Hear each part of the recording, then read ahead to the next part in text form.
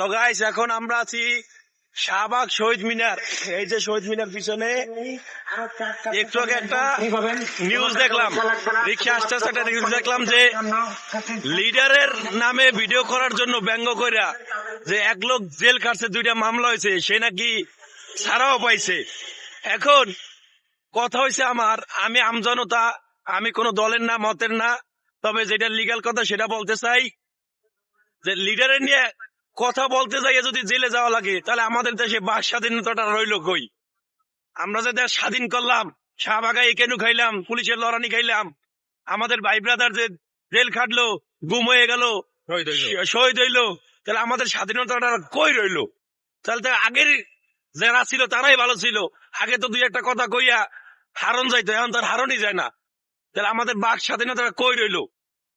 এর ভাগ স্বাধীনতা, কোন স্বাধীনতা বলতে কিছু আছে? এখন এই অবস্থা, যদি মনে করি লিডারের নিয়ে যদি 2 একটা কথা কয় মানুষের ভিতরে যাইতে হয়, জেল খাটতে হয়, সামনের দিকে তো মনে করো নামই নেওয়া যাইব না। ভুলবশত যদি মানুষ নাম নেয় তার মনে করো পুরস দিব, গুলি দিয়ে মারিয়ে লাগব। তার মানে লিডার আইসে দেশে, লিডারের নিয়ে ভিডিও বানাইয়া বেড়াকে যাওয়া লাগে জেলে না? তাহলে তো আর আমাকে স্বাধীনতার কিছু রইলো না। লিডারের নিয়ে কথা বলতে পারবো না, দেশ নিয়ে কথা বলতে পারবো না, জনগণের সুযোগ সুবিধা নিয়ে সমালোচনা আলোচনা হইব না, তাহলে তো আর লিডার দরকার নেই আমাদের।